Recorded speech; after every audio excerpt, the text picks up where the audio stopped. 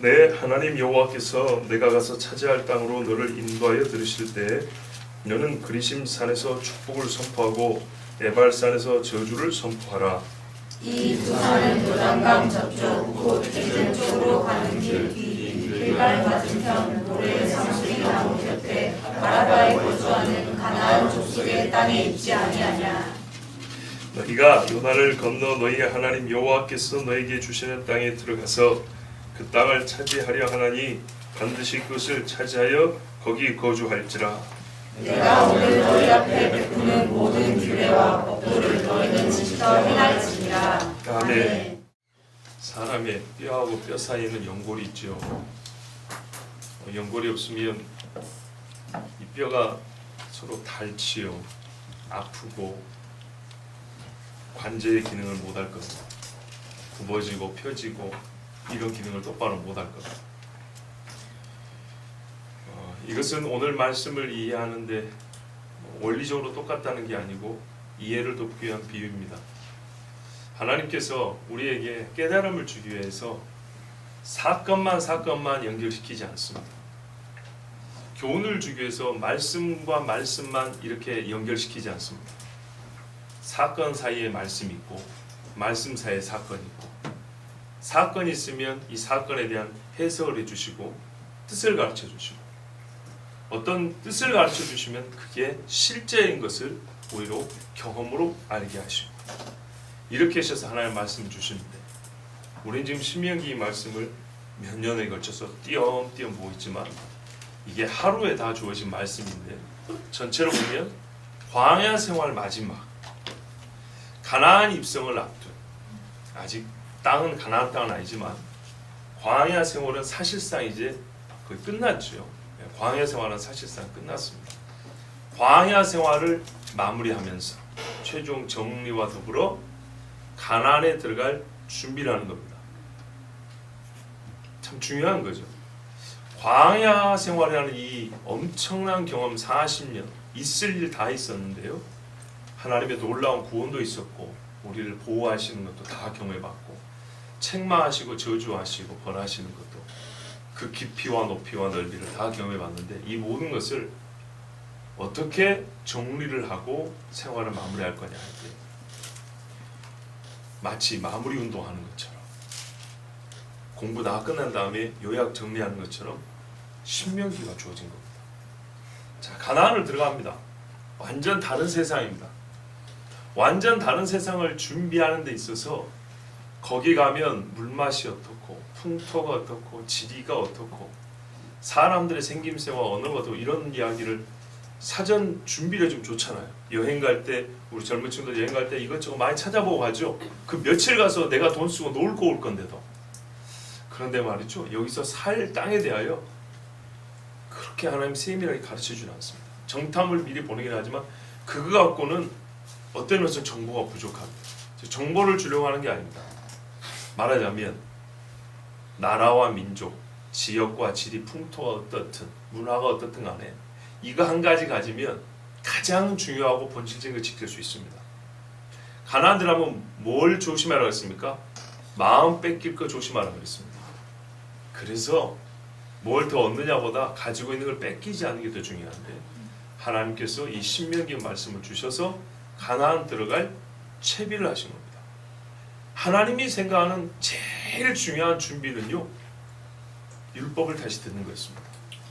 지금까지 경험한 광야를 정리하기 위해서는요, 언제 무슨 일이 있었고 언제 무슨 일이 있었고 이걸 하나하나 다 읊어내는 게 아니라 물론 그게 포함은 되어 있지만 전체적으로 하나님께서 주셨던 시내산에서 주셨던 말씀을 한 번 더 듣는 것, 이것이 제일 중요합니다. 여러분 우리가 살면서 큼직큼직한 사건들을 겪습니다. 그런데 그 큼직큼직한 사건들 사이에 하나님의 말씀을 한마디씩 끼워 넣어줄 사람이 주변에 있다는 것은 큰 복입니다. 하나님의 말씀을 듣고 그 다음에 하나님이 또 경험을 하게 해주시는데 이 경험이 무슨 의미인지 가르쳐줄 사람, 네가 지금 경험한 게 뭐냐? 저번에 들은 말씀 있지? 그것의 실제다 라고 이거를 연결시켜서 우리로 하여금 눈을 열어 보게 해주는 사람이 있다면 이거는 큰 복입니다. 이때는요 모세가 있었어요. 여호수아가 있었고요. 위대한 선지자 사무엘도 보세요. 나단이 있었고요. 그 뒤에 선지자들이 대개 이런 일들을 겸하여 했습니다. 자, 우리가 지금 그러니까 얼마나 중요한 시간에 어떤 국면에 서 있는지 아시겠죠? 우리가 신명기의 말씀을 읽고 그 문장을 이해하고 끝나는 게 아닙니다. 어떤 분이 이런 말을 했어요. 성경은 정보 전달이 목적이 아니라 변화가 목적이라고 했어요. 이 백성들은 사실 자기들이 다 경험한 이야기입니다. 모세한테 다시 들을 일이 뭡니까? 내가 경험한 건데. 경험을 다시 한번 되새겨서 그 경험 자체를 기억하자는 게 아니고요. 경험이 갖고 있는 하나님이 친히 그 경험에 대하여 해석하신, 판단하신 바를 기억하는 것이 중요합니다. 그리고 이후에 하나님이 옳다고 판단한 일은 계속할 것이고 아니라고 한 것은 여기서 그만하기 위하여, 즉 이전 세대와는 다른 세대가 되기 위하여 이 말씀을 주신 겁니다. 표현하면 약간의 차이는 있지만 40년 전에 이 말씀을 들었던 세대는 변화를 받지 못해요. 로마서 말씀대로 물론 율법의 한계긴 하지만 분명히 예전에도 하나님은 성령을 부으셨고요. 훌륭한 사도는 12명이어도 각 지파의 장로, 백성의 우두머리들은 수백 명 단위였습니다. 그 엄청난 사람들을 통해서 하나님께서 충분히 가르쳐 주시고 지도하시고 또 얼마나 대단한지 광야에서도 10명 단위로 재판해 줄 만한 지혜로운 자가 있었답니다. 기준은 똑같습니다. 예, 하나님의 영이 있고 지혜로운 자들이었습니다. 판단할 만한 식견이 있는 자들이었습니다. 이 사람들이 10명 단위에서부터 50명, 100명 이렇게 하고 세워졌습니다. 그렇다면 여러분, 비록 사는 환경이 광야지만 하나님의 백성으로 살아갈 수 있는 하나님의 제도적 장치, 또 뭡니까? 관계적인 이 연결망, 유대감은 아주 훌륭한 사회였습니다. 그런데도 불구하고 40년 동안 한 세대가 전멸해버렸습니다. 그렇다면 여러분, 무엇을 배워야 되겠습니까?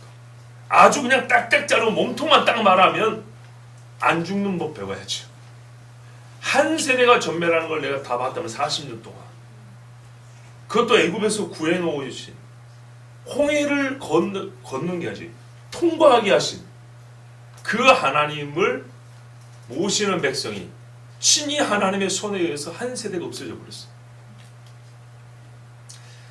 한 세대가 더 되죠. 왜냐하면 20살 이상이니까. 자, 그러면 이제 우리가 배워야 될 것은 하나님의 말씀이 진짜 생과 사를 가르는구나. 그런데요, 20살 이상으로 다 죽고 20살 밑에였던 친구들만 살아남았지 않습니까? 그러면 지금 여기 몇 사람, 모세, 아론, 여호수아, 갈렙 빼놓고 최연장자가 몇 살일까요? 그렇죠. 잘해야 40살이죠. 잘해야 60살이죠. 많이 먹어야 60살입니다. 옛날에는 그보다 더 나이 많은 사람들도 같이 나왔어요. 그러면 연령대로 보면 인구가 줄어야 되는데 인구조사 해봤더니 역시 똑같이 60만입니다. 하나님께서 얼마나 보호하셨는지. 자, 우리는 변했고 우리는 하나님께 불순종했으나 하나님은 여전하시고 하나님은 신실하게 우리를 지키셨단 말이죠. 자, 이 모든 일을 겪었을 때 우리는 뭐 해야 되죠? 잔치해야 됩니까? 하나님 앞에 기념탑 하나 세워야 될까요? 하나님이 요구하시는 이겁니다. 다시 내 말을 들으랍니다. 잘 보세요. 이 어마어마한 일, 제가 지금 축약해서 말씀드렸지만 이것들을 다 마무리한 다음에 야, 이제 40년 광야 끝났다. 우리 같으면 기념으로 뭔가를 하고 싶지 않겠습니까? 정말 기념으로 뭔가를 하고 싶은 그때 하나님이 만드신 기념의식이 있어요. 그게 뭐냐면 모여 그리고 들어라입니다. 항상 이게 중요합니다. 바벨론 갔다 왔어요. 뭐 해야 되죠? 할 일 많죠. 밭도 다시 땅 일궈야 되죠. 포도나무 심어야 되죠. 성전도 할 거 많죠. 그런데 하나님께서 감동 준 자들이 뜻을 모은 건 뭐냐면 나팔절부터 시작해서 초막절까지 모여입니다. 모여서 하나님 앞에 기도했습니다. 그런데 그냥 기도가 됐던가요? 안 됐어요. 고향에 돌아온 감격도 이미 식어버리고 그 지경에 있는 세속 사람들을 따라하기 바빴거든요. 율법을 다시 읽었어요. 벌써 몇백 년 전 이야기입니까? 이 율법이 몇백 년이 뭐예요? 1000년 전 이야기예요. 1000년 전. 그런데 이 율법을 1000년 더 된 것 같은데요. 한 2000년 됐 아니다. 1000년 예. 한 1000년 전 이야기죠. 포로기니까. 자, 이 율법을 다시 듣는 즐거움에 백성들이 막 울었다 했어. 그때 뭐라 그러죠? 에스라, 느헤미야 8절. 여호와를 기뻐하는 것이 너희 힘이다. 그리고 오늘은 성회일이니 슬퍼하지 말라 그랬어요. 이게 복음이에요. 복음을 듣고 나는 하나님 앞에 죄가 생각나서 울고요. 그 사람을 하나님은 웃으라고 위로를 해줍니다.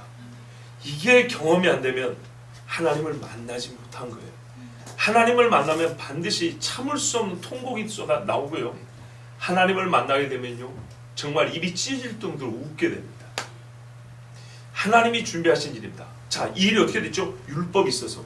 누가 고향 땅에 돌아와서 잔치를 이렇게 크게 할 수 있었겠습니까? 그런데 희한하게 말씀이 이스라엘 백성들이 들리니까, 그리고 레위인과 백성의 지도자들이 가서 말씀을 풀어져 깨달으니까 세상에 이 엄청난 진짜 영적인 부흥과 축제가 일어난 겁니다. 자, 오늘 모압 평지에서 이 말씀을 듣고 이스라엘 백성이 아직 뭐 가령 3분의 2가 남았지만 한편으로는 두렵고 한편으로는 기뻤습니다. 뒤에 가면 축복과 저주가 있지 않습니까? 또 우리가 알다시피 32장에 가면 이스라엘 최초의 국가가 나옵니다. 우리 애국가처럼 국가. 왜 내용이 어떻게 해요? 밝아요, 어두워요? 어두워요. 아주 어둡습니다.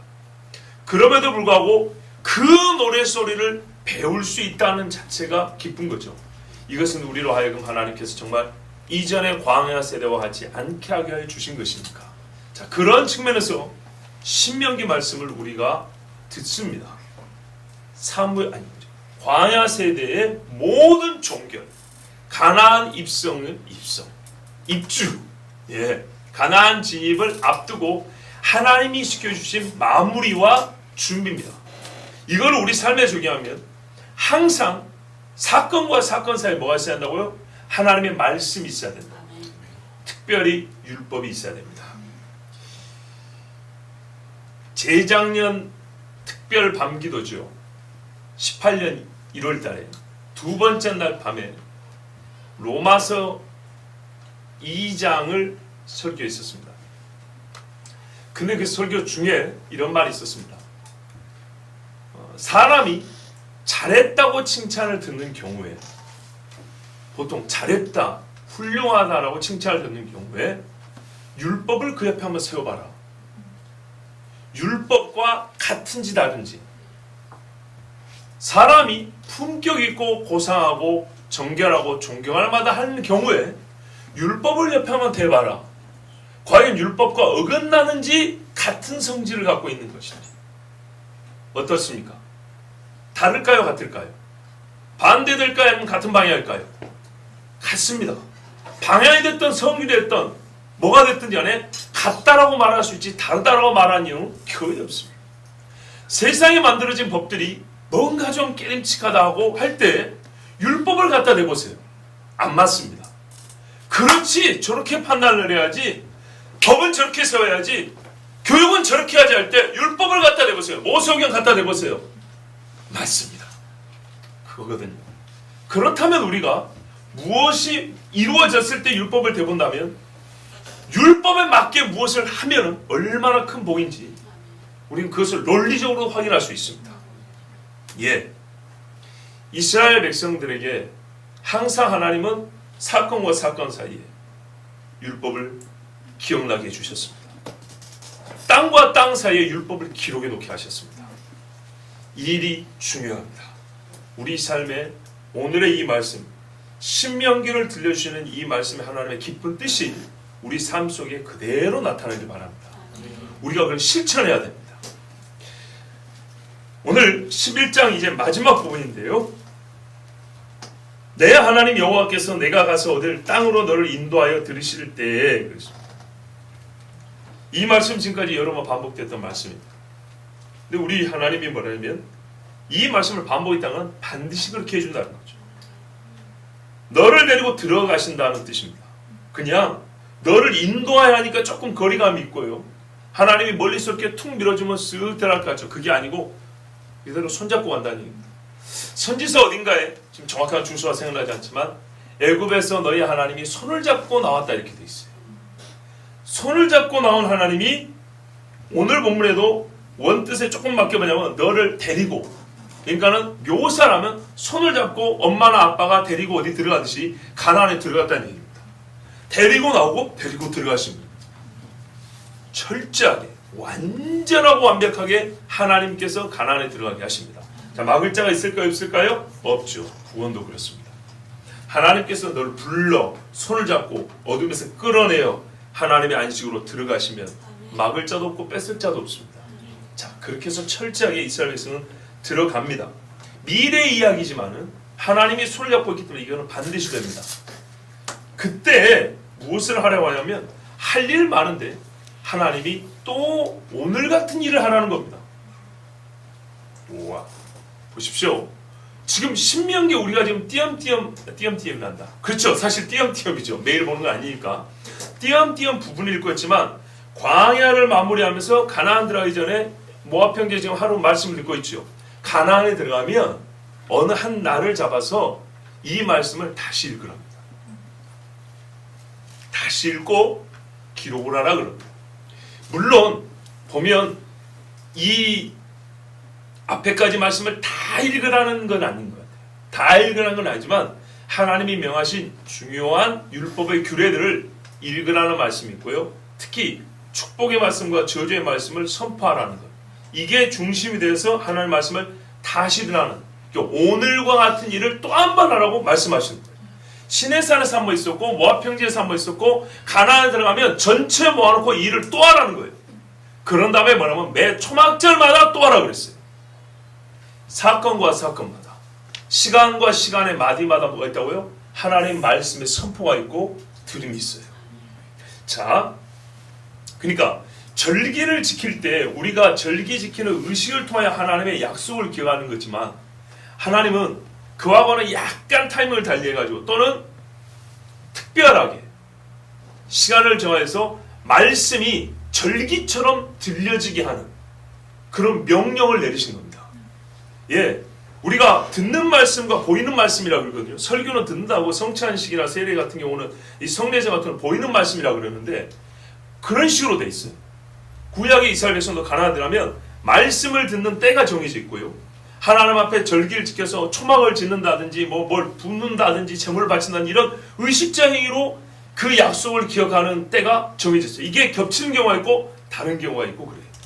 자, 하여튼 이 두 가지가 항상 반복되어 있는데 오늘 우리 말씀 중심이니까 말씀을 큰 사건들과 사건들 사이에 반드시 끼기도록 하나님 말씀을 주셨는데 오늘 일은 시내산의 반복이며 오늘의 반복은 가나안 들어가면 한 번 하라고 되는데 장소를 정해줬어요.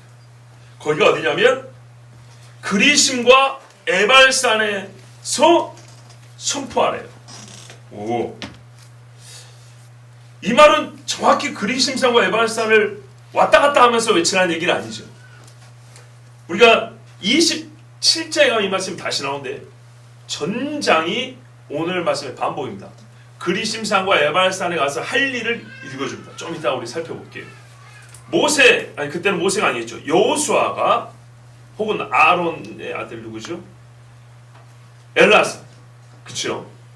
요 사람들이 가운데 서서 말씀을 선포하는데 좌우에 그리심산과 에발산이 있다는 겁니다. 이렇게 이스라엘식으로 말하면 어떤 시냐면 동쪽을 보기 때문에 오른쪽이 그리심산이고 왼쪽이 북쪽이죠. 이쪽에 에발산이 있는 겁니다. 숲이 좀 우거진 산이고 여기는 약간 민둥산입니다. 겉보기에도 이쪽이 좀 복 받은 것 같고 이쪽이 좀 복을 좀 못 받은 것 같은 그런 이제 상징적인 의미를 가진 산들입니다. 이제 거기다가 백성들을 반마씩 나눕니다. 나눈 다음에 외치는 것은 가운데에서 외칩니다. 예. 외치면 양쪽의 사람들이 뭐라 그래요? 아멘 하는 겁니다. 나중에 27장 하면 조금 더 자세히 보겠습니다. 오늘 우리 29절 마지막에 보면 그리심산에서 축복을 선포하는데 여기는 복을 두고 에발산에서 저주를 선포하라. 여기는 저주를 두고 그랬습니다. 조금 자세히 보면 실제로 그리심산 쪽에 있는 사람들이 축복에 관한 말씀을 낭독하고 아멘 아멘 하고 저기 에발산 쪽에 있는 사람들이 저주를 낭독하고 아멘 아멘 했는지, 아니면 가운데서 외치고 아멘을 따로 했는지, 아니면 상징적으로 나누긴 했지만은 축복과 저주를 가운데서 외치면 전부 다 아멘 했는지, 그거는 나중에 가서 좀 더 자세히 보겠는데요. 하여튼 이렇게 해서 오늘 들은 이 율법을 다시 한번 그 산에서 외쳐서 산을 울리게 하라는 얘기입니다. 이스라엘 백성이 가나안 땅에서 본격적인 삶을 시작할 때 이 말씀을 다시 한번 듣고 시작하라 하겠습니다. 왜죠? 설레와 같지 않기를, 광야 세대와 같지 않게 하기 위해서 그런 겁니다. 이 두 산이 어디 있냐? 가본 적이 없으니까요. 하나님이 가르쳐 줍니다. 요단강 저편, 그러니까 우리가 이스라엘이 지금 요단강을 밑에서 쭉 올라오면 되는데 이게 돌아오지 않습니까? 돌아오니까 요단강을 건너면 가나안 본토입니다. 가나안 본토 해지는 편, 이게 서쪽으로 쭉 가니까 가나안 본토 맞죠? 쭉 가면 어디입니까? 대세가 나오죠. 대해라고 하는, 지중해가 나오죠. 지중해. 해지는 편으로 가는 길 뒤 길갈 맞은편 모래상수나무 곁 아라바 이렇게 되어 있습니다. 이 아라바는 고유한 지명일 수도 있고 평원지대를 아라바라 부르기도 하거든요. 그래서 이게 고유한 지명인지 어떤 이게 널따란 땅인지를 잘 모르겠어요. 또 널따란 땅이기 때문에 고유명사로 또 아라바를 부를 수도 있는 겁니다. 사람, 아담아, 아담 이렇게 부른 것처럼. 자, 하여튼 여기가 어딘가 봤더니 요단강을 건너서 한 50km 정도 쭉 북쪽 내지는 서쪽으로 이렇게 간다 합니다. 그러면 세겜이 있대요. 세겜의 남북으로 자리 잡고 있는 그 산이라고 이렇게 보통 말합니다. 하여튼 뭐 가봐야 알지 안 가봤으니 정확히 모르겠습니다만은 하여튼 가나안 본토 어디입니다. 우리가 근데 이거 들은 적 있어요. 언제 들었냐면 여호수아 8장에서 봤어요. 여호수아 8장에서 그 여호수아가 전쟁을 한 다음에 제가 그때 설교를 어떻게 했냐면 기억이 나는데요. 이 행사, 이 의식을 하기 위해서 먼 길을 별도로 갔다 왔다 그랬어요. 그렇죠? 예, 여호수아 8장에 보면 이렇게 되어 있습니다. 30절에서 35절에 그때 여호수아가 이스라엘 하나님 여호와를 위하여 에발산에 한 제단을 쌓았으니 이렇게 시작합니다. 그럼 그때가 언제냐면 여리고성을 치고 아이성까지 친 직후입니다. 그러면 아직 가나안 전쟁 한참 남았죠. 한참 남았는데 여리고와 아이성을 친 다음에 이 일을 해야겠다고 여호수아가 마음을 먹은 겁니다. 다 친 다음에 해도 될 것을 왜 이 두 전쟁을 치는 다음에 했을까요? 사실 극명히 갈렸기 때문입니다. 보세요. 여리고성 치는 이 작전은 사람의 상식으로는 말도 안 되는 거였습니다. 수많은 사람들이 침묵을 지킨다는 것도 어렵고 침묵을 지키고 성을 빙글빙글 도는 것은 방어에 취약해서 공격을 당하면 아주 몰살당할 위험이 큰데도 하나님의 이 전략 전술대로 따라서 철저하게 보호를 받고 여리고 사람들이 두려워했다고 그랬잖아요. 그리고 와르르 무너짐으로 자기 손에 엄밀히 말해서 피 한 방울 묻지 않고 여리고를 차지했습니다. 그런데 거기서 한 사람의 불순종 아간 때문에 아골골짜기의 어원이 된 아간 때문에 아이성 그 조그만 성은 한 번에 못 이기고 한 두 번 정도 패해서 흘리지 않아도 될 사람들의 생명의 피를 많이 흘렸습니다. 그래서 이스라엘이 하나님 앞에 뭡니까? 크게 통곡했습니다. 이 극명한 두 가지 대조적인 사건을 겪은 다음에 무엇을 해야 되죠? 이제 더 많은 전쟁이 기다리고 있습니다. 더 큰 싸움이 기다리고 있다고요. 이건 시작에 불과합니다. 그런데 아간의 이 조그만 범죄로 말미암아 우리는 조그만 성 하나도 차지할 수 없다는 게 확인이 되었습니다. 그런데 하나님의 말씀을 들으면 대성 여리고는 상당히 전략적인 도시입니다. 그런데 이 어마어마한 도시도 어떻게 해요? 아무것도 안 돼 무너지더라. 자, 경험했죠. 그리고 이와 같은 싸움이 또 있지요. 어떤 자세로 싸움이 임해야 되죠? 딱 부러지게 말하면 여리고식으로 하는 겁니다. 하나님 앞에 순종하면서. 그러면 이깁니다. 그래서 뭐가 필요하죠? 들어야지요. 축복과 저주 상징적으로 너무 좋지 않습니까? 그래서 이 두 전쟁이 끝난 다음에 여호수아가 딱 생각합니다. 가나안 땅에 들어가면 하라 그랬는데 이거 지금 해야겠다. 근데 문제는 이겁니다. 가나안에 아직 정복할 땅이 얼마나 많습니까? 근데 모세가 말한 그 지역까지 가려면 막고 있는 사람들이 지금 못 가겠죠. 점령이 된 지역이어야 편하게 갈 수 있을 거 아닙니까? 그렇다면 여기 그리심과 에발산이 여리고와 아이에서 멀지 않은, 그렇죠, 이스라엘이 여리고와 아이를 점령하고 함께 차지한 그 근방에 있다는 것입니다. 예, 안 가봤지만 이렇게 말씀드려 추정할 수 있습니다. 그리고 그 이후로 이제 계속 전쟁을 중앙치고 위치고 아래치고 이제 막 이렇게 당하지 않습니까? 그러므로 그리심과 에발산은 어디 있다고요? 여리고와 아이에서 그리 멀지 않다. 여리고와 아이를 치면 얻을 수 있는 함께 부속된 지역 어딘가에 있다. 또는 거기까지 가는데 가나안 사람들이 우리를 회방하거나 군사적으로 막거나 제어하기 어려운, 그러니까 우리에게 유리한 지역 어딘가에 있다는 겁니다. 자, 이래서 갔는데 여호수아가 가서 뭘 하냐? 시킨 대로 합니다. 이는 여호와의 종 모세가 이스라엘 자손에게 명령한 것과 모세의 율법책에 기록된 대로, 율법책 벌써 나오죠. 종이 없다 소리 하지 마세요. 글자 없었다 소리 하지 마세요. 기록된 대로 쇠 연장으로 다듬지 아니한 새 돌로 만든 제단이라. 자, 보세요. 책에 있어 이걸 보고 그대로 쓴 겁니다. 성경에 보면 연장으로 다듬지 말고 새 돌로 쌓으라 그랬어. 거기다가 단을 쌓고 우리가 여호와께 번제물과 화목제의 제물을 그 위에 드렸으며 여호수아가 거기서 모세가 기록한 율법을, 보세요. 기록한 율법이 암송한 율법 아닙니다. 기록한 율법을 이스라엘 자손의 목전에서 다 보고 있는데 그 돌에 기록하면 온 이스라엘과 그 장로들과 관리들과 재판장들과 본토인뿐 아니라 이방인까지, 이방인도 많다. 여호와의 언약궤를 맨 레위 사람 제사장들 앞에서 궤우 좌우에 섰되 절반은 그리심산 앞에 절반은 에발산 앞에 섰으니 이는 전에 여호와의 종 모세가 이스라엘 백성이 축복하라고 명령한 대로 함이라. 그 후에 여호수아 율법책에 기록된 모든 것대로 축복과 저주하는 율법의 모든 말씀을 낭독하였으니 모세가 명령한 것은 여호수아가 이스라엘 온 회중과 여자들과 아이와 그들 중에 동행하는 거림들 앞에서 낭독하지 아니한 말이 하나도 없었더라. 와, 이거 완창하려면 시간 엄청 걸렸던데. 그런데 아이들도 다 기다렸대. 알아들을 수 있는 만한 사람, 포로 후기 때도 마찬가지입니다. 여호수아 왕 때도 마찬가지고.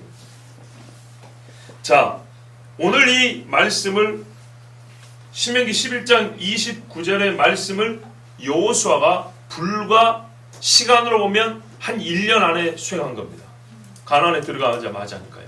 그런데 어느 때냐, 타이밍 중요하죠. 축복과 저주 사이에서 순종과 불순종 그 직후에 이제 우리가 어떤 길로 가야 될 것이냐를 백성들에게 다시 한번 들려줄 필요가 있어요. 이때. 그래서 동일한 맥락에서 우리가 신명기가 주어진 이 시간대를 눈여겨봐야 된다는 얘기입니다. 자, 계속 보겠습니다. 이 두 산은 그런 땅이다 이렇게 말을 했는데요. 실제로 모세는 27장에 나중에 보겠지만 잠깐 읽어드리면 이 돌들은 에발산에 세우랍니다. 중요한 건 이겁니다. 축복과 저주를 다 외치는데 새기는 거는 저주를 외쳤던 에발산에다 새기라는 겁니다. 둘 중에 하나라면 저 같아도 그랬겠어요. 왜? 사람은 이쪽으로 기울거든요. 예. 또 거기서 내 하나님 여호와를 위하여 제단 곧 돌단을 쌓되 그것에 쇠연장을 대지 말지니라. 이거는 나중에 성막에 번제단 쌓는 거하고 비슷한 방식. 나중에 아니군요. 이미 만들었군요. 이미 성막 가지고 오고 있죠. 너는 다듬지 않은 돌로 내 하나님 여호와의 제단을 쌓고 항상 여호와의 제단을 이렇게 쌓는 거예요. 나중에 성전 지을 때도 그렇죠. 밖에서 다 다듬어가지고 예루살렘에서는 망치, 여기 징소리 이런 거 안 나게 한다 그랬어요. 거기서 먹으면 또 화목제, 번제를 드리고 화목제를 드리고 거기서 먹으면 내 하나님 여호와 앞에서 즐거워하라. 너네 율법의 모든 말씀을 그 돌들 위에 분명하고 정확하게 기록할지니라 그랬어요. 이렇게 해서 신명기에서는 두 번이나 강조하여 명하고 이 일을 여호수아가 행했습니다. 자, 그런데 중요한 거는 또 이런 의식이 왜 우리에게 필요할까요? 의식.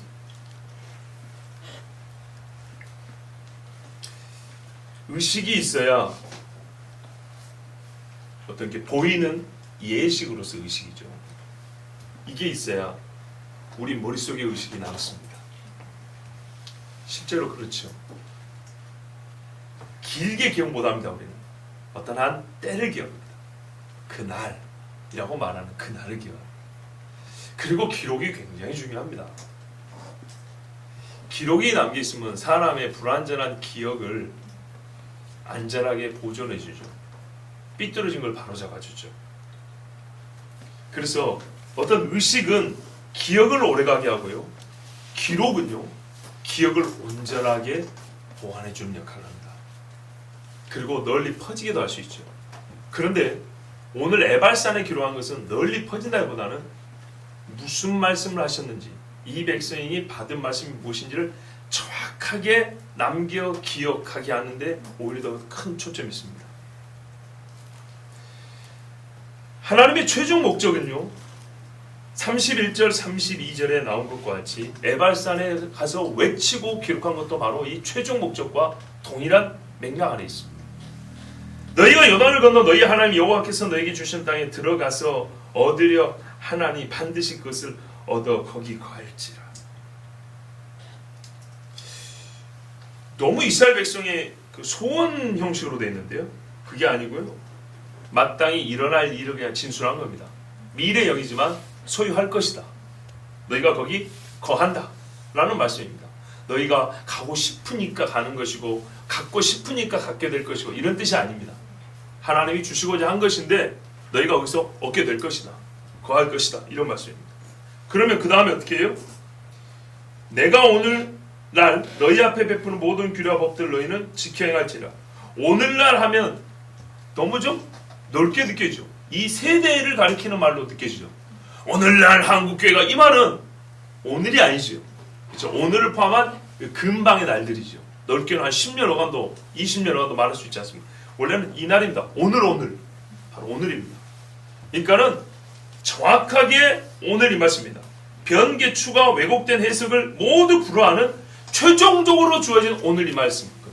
오늘 너희가 지금 들은 요거 그대로 가서 다시 외치고 그대로 다시 기록하는 겁니다. 쓸데없이 넓히거나 풍성하게 만든다고 이렇게 부풀리지 말고 오늘 받은 거, 오늘 들은 거 그대로 새기고 하나님 앞에 낭독하여 듣고 번제드리고 화목제드려서 기억하라는 겁니다. 그래서 어떻게 하라고요? 모든 규례와 법들을 너희는 지켜 행할지니라. 예, 이게 최종 목적입니다. 이런 의식이 왜 필요하다고요? 기억하게 하려고요. 기록이 왜 필요하다고요? 기억을 온전하게 하려고. 이것만 들으시면 됩니까? 성경 전체는요, 기억한 것을 행하게 하는 거죠. 그러므로 이 장치들은 하나님이 여기서 딱 말씀하고 중간에 아무것도 없어도 세상 끝날 때까지 100% 지키면 기록도 필요 없고 의식도 필요 없겠죠. 근데 그것이 안 돼요, 사람. 또 왜 안 되냐? 한 세대가 가요. 예. 놀라운 사실인 겁니다. 예를 하나 들어볼게요. 어떤 한 세대가 어떤 한 세대에 두 그룹의 사람이 있었어요. 이 그룹이 이쪽을 지배합니다. 지배하면서 자기들이 약속을 했어요. A라는 약속을 했는데 중간중간에 A 다시 A 다시 다시 A 다시 다시 다시 하면서 변개가더니 거의 B, C 이렇게 변해갑니다. 근데 이 사람들이 문제는 뭐냐면요, 기록을 안 해놔가지고 기억이 잘 안 돼요. 기억이 잘 안 되는데 말 잘하는 사람이 와서 원래부터 A 다시였어, 원래부터 A 다시 다시였어 이렇게 말한단 말이죠. 기억을 똑바로 못하니까 아닌 것 같은데 하는데 증거가 없어요. 자, 이래서 A로 다시 돌아가지 못하고 A 다시나 A 다시 다시에서 머문 상태에서 죽어버렸어요. 그리고 그 후세들이 자라나고 있어요. 이 후세대들은 뭐죠? 부모들이 아닌 것 같은데 하는 그것을 처음부터 듣고 자라요. A 다시를 듣고 자라요. 이해되시죠? 그러면 얘들이 자랄 때는 뭐가 원조죠? A 다시가 원래부터 서로 간에 약속한 계명이 되는 거예요. 근데 이게 또 가면서 A 다시 다시로 좀 변해가요. 근데 아닌 것 같은데 하는데 뭔가 확실하게 기록해 놓거나 이거를 뭡니까? 보존하는 거 없어요. 내용을 보존하는 거 없어요. 그러면 A 다시 다시로 변하는데 아닌 것 같은데 하는데 이쪽에서 기록을 왜곡한 다음에 우리가 이렇게 기록해놨는데 우리 이렇게 약속한 거 아니었던가 하면 아닌 것 같은데 이러다가 그 자식 세대로 또 세대가 넘어가요. 물론 여기도 내려가겠죠. 근데 왜 이렇게 할까? 이쪽은 자기들이 유리하니까. 여기는 세대가 내려가도 그 속이는 것을 그대로 가져갑니다. 자기들이 유리하니까, 이익이 되니까. 근데 이쪽은요, 바뀌어서 손해를 보는 거죠. 그런데 그 다음 세대, 그 다음 대세는 어떻게 해요? 변절된 것을 처음부터 오리지널로 받게 되고 배우게 되는 거예요. 그래서 세대가 갈수록 악해집니다. 그래서 옛적의 것을 성경에 보내서 그런 거예요. 옛적 선한 길 그래요. 옛날이면 다 선하냐? 그건 아닙니다. 아담이 항상 선했던가요? 노아가 맨날 선했던 그건 아닌데 전체적으로 볼 때 우리가 이런 식으로 해서 큰 틀에서요. 옛날에 선한 것들을 잃어버리는 게 너무너무 많아요. 사람은요. 보여도 못 본 척 하려는 게 인간이에요. 근데 하나님께서는 우리에게 온전한 말씀을 주시되 처음부터 말씀이 부족한 게 아니라 온전한 말씀을 주시는데 인간이 그 온전함을 잃어가고 또한 잊어버리지 않도록 그 온전함을 보존하기 위해서 보조 수단으로 우리에게 주신 것들이 하나의 의식이고 기록들입니다. 왜요? 사람은 반드시 바꿉니다. 뱀이 와가지고 한마디 쏙닥쏙닥 하니까 이건 며칠 만에 뒤집어져 버리잖아요. 이게 인간입니다. 자, 오늘 이 말씀 신명기가 우리에게 어느 때에 주어졌는가, 어떤 의미가 있는가를 들었습니다. 또 이 말씀이 실제로 주어졌고 이거를 여호수아가 순종했다고 들었습니다. 이 말씀 자체를 그렇게 순종했다고. 그래도 오늘 에발산에서 외치라는 그 말씀의 순종을 포함하여 여기까지 11장까지 하나님 주신 말씀에 여러 가지 의식과 명령의 목적, 최종 목적은 31절, 32절에 기록되어 있습니다. 결국은 뭐 때문이냐? 지켜 행하라는 겁니다. 지켜 행해서 복을 받으라는 겁니다. 자, 이 말씀을 들을 때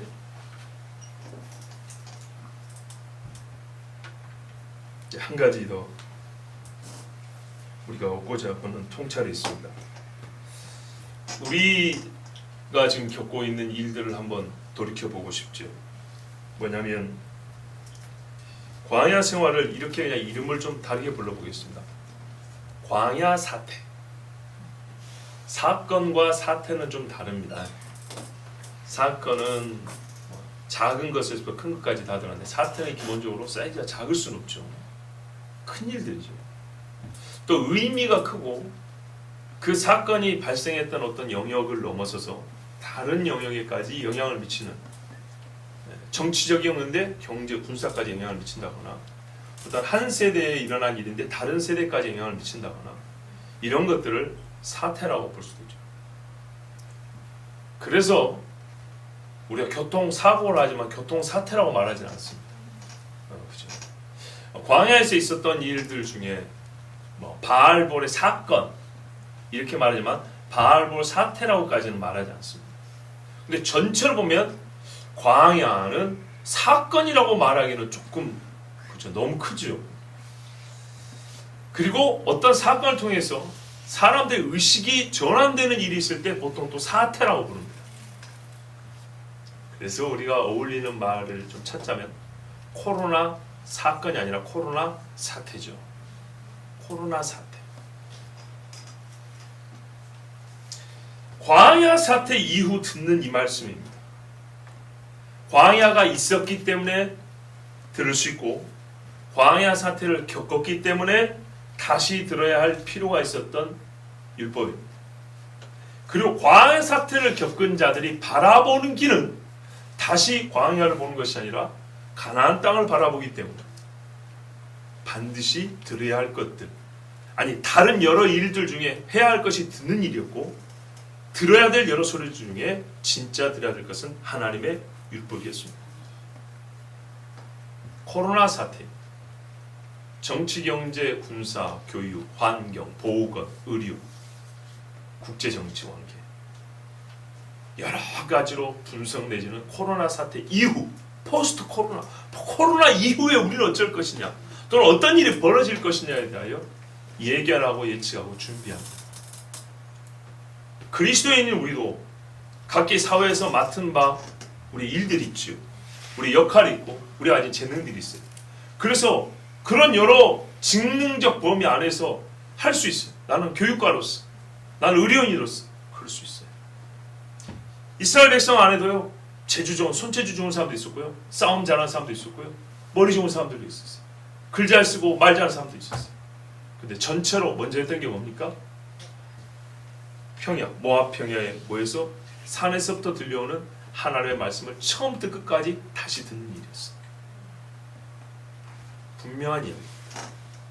여러분, 사회 각계각층에서는 코로나 사태 이후에 자기 전문 분야로서 말 한마디에서 살아남기 위해서 이 엄청난 사태를 눈앞에 두고도 한마디 말 못하는 사람은 전문가가 아니죠. 자기 영역이 아닌 건데도 한 번씩 건드려줘야 되잖아요. 그래야 전문가 소리 듣거든요.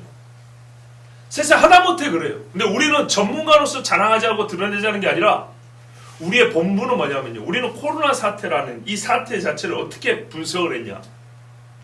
종말론적 징조로서 우리는 확인을 했다 이 말이죠. 세상 그 누구도 이런 식의 평을 할 수는 없습니다. 이런 식의 분석이 불가능합니다. 교회만이 할 수 있습니다. 좋다 이 말입니다. 시간으로는 종말론적 때가 다 됐다. 종말의 때가 다 됐다 이 말입니다. 그러나 창조부터 종말 어느 때든지 간에 하나님께서 내리시는 징벌과 또는 복, 하나님께서 주신 분명한 사인으로서의 사태가 벌어진 다음에는 그리스도인들은 무엇부터 해야 되냐? 바로 말씀 앞에 다시 나가는 겁니다. 이거를 매일 듣는 반복적인 관용구로 생각하시면 안 됩니다. 먼 일 있을 때마다 목회자들은 하나님 앞에 기도합시다. 하나님 말씀을 합시다. 그렇게 들으실 것이 아니고 우리는 실제 광야 사태를 겪고 또 다르게 말하면 또 다른 가나안 사태를 겪을 세대로는 두 세대고 시대로는 두 시대 사이에서 하나님이 하신 일을 보고 있는 겁니다. 사람이 한 일이 아니고 하나님이 하신 일. 가나안에 들어가서도 여리고와 아이, 여리고 전쟁이라는, 크게 보면 이 여리고 전쟁이라는 여리고 아이 큰 전쟁을 치는 다음에 더 큰 전쟁을 앞둔 그 중간에 휴식을 취하고 군사 장비를 마련하고 전술 전략을 짜고 이것이 아니었습니다. 오히려 자기들을 노출시킬 수 있지 않습니까? 그 먼 길을 갔다 다시 와야 돼요. 길가로 다시 돌아옵니다. 이 위험한 일을 하면서도 반드시 해야 될 것은 뭐냐? 신앙이기 때문에, 하나님의 사랑이기 때문에 때로는요 오히려 무방비가 되고 위험한 일이 발생할지 모르더라도 정말 안전을 확보하는 일, 하나님의 보호를 철저하게 확보할 수 있는 일은 뭐냐? 그것은 오히려 나를 노출하면서까지라도 하나님의 말씀을 지키는 것입니다. 그 지키기 위해서 하나님이 먼저 방법을 준 것은 너희가 위험을 무릅쓰고라도 에발산 그리심산에 가라는 것입니다. 가서 들으라는 겁니다. 가서 낭독하고 듣고 새기고 하나님 앞에 예배하고 오라고 했습니다. 그 후에 이스라엘은요 실패하지 않았습니다. 보십시오. 아간의 실수를 반복하지 않아야지, 이런 거는 작심삼일입니다. 그렇습니다. 그런데요 내가 의지적으로 작심삼일해서 되는 것이 아니라 하나님의 말씀을 정말 강력하게 받아들여가지고 이게 유리 들어서 마음에 새겨져 버리잖아요. 그러면요 작심을 하지 않았는데도 가능해지는 경우가 있습니다. 요거의 말씀이죠. 내 말이 네 입에 있고 네 마음에 있은지 쉽게 된다고 그랬어요. 왜? 하나님이 해주시니까요. 생각이라는 거. 그래서 성경에 말합니다. 생각을 바로잡는다 합니다. 생각을 사로잡는다 합니다. 생각을까지 지식까지 새롭게 하면 입는다 합니다. 생각은 여러분 이성이 아닙니다. 생각은 지식과 의지의 결합체입니다. 지식과 의지의 결합체로서 여기서 작동하는 게 생각입니다. 그런데 이것은요 결론을 도출할 때는요 감정이 추가됩니다. 판단을 내리는 데는 지식과 의지가 이 생각을 형성해서 판단을 내리는데, 판단에 순종하는 여부에는 말이죠 감정이 들어가서 최종적인 행위 여부를 가릅니다. 그래서 하나님께서는 우리에게 어떤 경우에는요 시작점이 다른 경우가 있어요. 이성적인 이렇게 지식의 정보부터 시작하는 경우가 있고요, 어떤 경우는 감정의 변화를 일으키는 어떤 감각적 체험부터 시작하는 경우가 있어요. 실제적으로 이게 거의 동시호로 일어납니다. 동시호로 일어납니다. 자, 이렇게 생각이 하나님 앞에 사로잡혀 있기 위해서는요 내가 의지로 작심하는 3일이 중요한 것이, 그것이 힘이 있지 아니하고 하나님의 말씀을 낭독하고 듣는 겁니다. 말하여 내기로 다시 듣는 겁니다. 그런데 혼자 하는 것보다 하나님 말했어요. 이스라엘 전체가 다 하라 그랬습니다. 그것도 네 있는 자리는 항상 하는 것이지만 하나님이 약속한 땅까지 걸어가라 그랬습니다. 걸어가서 수고하여 예배드리는 것은 또 다릅니다. 하나님은 우리의 발걸음이 한 보를 갈 때와 100보를 갈 때의 차이를 아시는 분이에요. 우리가 머릿속으로 생각할 때와 입으로 말을 해서 귀로 듣는 그 차이가 어느 정도인지를 정확하게 알고 계시는 하나님이에요. 그래서 내용과 목적뿐만 아니라 방식과 절차도 때도 하나님이 시킨 대로 하면 완벽합니다. 그런데 보시다시피 이거 때, 방법, 절차, 사건, 인물, 장소 이걸 모두 다 순종하기는 그리 쉽지 않죠. 하나하나 마귀가 간섭하고 하나하나 방해를 놓습니다. 그래서 하나님께서는 우리 모두를 전방적으로 신앙을 잘하게 하시는데 함께하게 하는 겁니다. 어떤 사람은요 기억을 잘하는 사람이 있어요. 어떤 사람은요 어떤 의식을 행할 때 그 예전에 맞게 기구와 장식과 어떤 상징물을 잘 준비한 사람이 있어요. 이건 매우 실천적인 이야기입니다. 어떤 사람은 말이죠 그 하나님 앞에 제물 드릴 것을 나는 잘못 보고 흠결 없는 짐승을 가져왔는데 그게 아니라고 잘 보더니 이거 아니하고 깨끗한 짐승 아니고 그런 눈을 가진 사람이 있어요. 불살레로가 올리처럼 이렇게 잘 수놓고 만들고 다듬고 이걸 잘하는 사람이 있어요. 어떤 사람들은요 무거운 짐을 들고 날라서 장소에 펼쳐놓는 사람도 있어요. 그러나 이 모든 말씀드린 대로 직능적 사람의 재능의 차이는 있을지 모르지만은 중요한 것은 하나님이 함께하여 하라고 한 일들이 있어요. 그 줄 중에 항상 빠지지 않는 것은요 예배였어요. 함께 모여서 함께 모여 함께 하라 같은 때에 하라는 것은 다 성회였어요. 가나안 땅에서 길갈에서 하나님 앞에 할례 행하면서 정말 그들 때는 하나의 성례전이잖아요. 언약 백성의 예식을 치렀는데 이 전쟁을 수행하는데 순종하면 살고 불순종하면 죽는다는 것을 다시 한번 기억하게 하는 데는 하나님께서 주신 이 말씀을 그리심과 에발산에서 읽고 아멘하는 것이었습니다. 신명기 27장을 그럽니다. 앞에 이 말씀을 반 정도 다시 명령한 다음에 구체적으로 명령한 다음에 뒤에는 선포할 말씀의 내용이 나옵니다. 그리고 백성들은 전부 다 똑같은 말로 대답합니다. 보세요. 아까 이런 다양함에도 불구하고 같은 거라 그랬죠. 같이 모여 듣고 말씀으로 돌아야 된다 그랬죠. 그래서 전부 다 같이 아멘, 아멘, 아멘, 아멘 이렇게 합니다.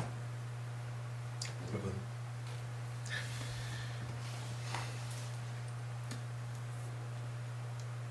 하나님의 말씀에 열심히 있어야겠습니다. 모세가 이스라엘 백성들에게 외치고 또 이 모든 백성들이 그 말씀을 순종하고 할 때 식어버린 마음으로 한 사람 아무도 없습니다. 이 신명기를 읽으면서 우리가 어떤 감동도 받느냐면요, 이 모압 평지에 있고 모세는 저 멀리 산에 있지 않습니까? 어떤 호기심 많은 사람들은 마이크도 없는데 그 노인의 말소리가 저 뒤에까지 어떻게 들렸을까? 아무리 메아리가 친다 하더라도 이거는 정말 어려운 얘기예요. 시간적으로도 그렇습니다. 메아리가 말하고 메아리가 하면 통역하는 것처럼 시간이 걸리거든요. 어떻게 들렸을까? 그건데 근데 그걸 그렇게 궁금할 문제가 아니고요. 그보다 더 우리가 신경 써야 될 것은 물리적 거리는 굉장히 먼데 먼 거리지만 가깝게 들렸다는 겁니다. 이 백성들이 못 알아먹지 않냐고요. 말이 희미하거나 애매하거나 아니면 말소리가 잘 안 들렸다는 그런 식의 기록을 하나도 없습니다. 그거는 하나님께서 또 들리게 하시는 어떤 지형적인 조건을 갖춘 곳에 서게 하셨겠죠. 그런데 그거를 이제 조금 다르게 그렇게 멀리 있지만 가깝게 들린 것처럼 이 말을 외치는 모세의 심정은 어땠을까? 모세의 심정은 백성들과 떨어져 있는 거리만큼 멀었을까? 아니면 가까웠을까? 가까웠겠죠. 모세는 하나님 유언 아닙니까? 모세는 지금 유언과 같은 말씀을 하고 있습니다. 신명기는 아까 말씀드린 의미 외에 하나님의 종 모세의 유언과 같은 말씀입니다. 그래서 가깝게 전하고 가깝게 들립니다. 누구든지 저 같은 설교자나 또 누구든지 하나님의 말씀을 전하는 자들의 소리가 타인에게 들려질 때는 영으로 심정으로 가깝게 외칠 수 있어야 하고 가깝게 들어야 합니다. 그러면 가슴이 뜨거워지고 충분히 이 일을 함께 할 수 있습니다. 나중에 그리심산으로 에발산으로 가자 그러니까 이스라엘 백성이 어린아이들까지 데리고 여호수아 말 듣고 다 갔지 않습니까? 어느 때 이 나라 교회가 아니면 어느 때 한 교회라도 광야에 함께 모이고 함께 요단강 지나고 함께 여리고를 돌고 함께 그리심과 에발산에 가서 이때까지 좋았지요. 우리가 잘 아는 사사시대라고 부르는 그 시기만 봐도 따로따로 놀지요.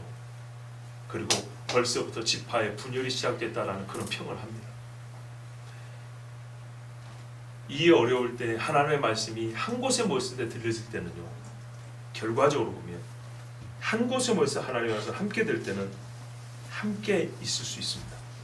근데 함께 모여서 듣는 말씀의 시간을 쪼개버리거나 그걸 빼버리면요, 자동적으로 깨지고 흩어지게 되어 있습니다.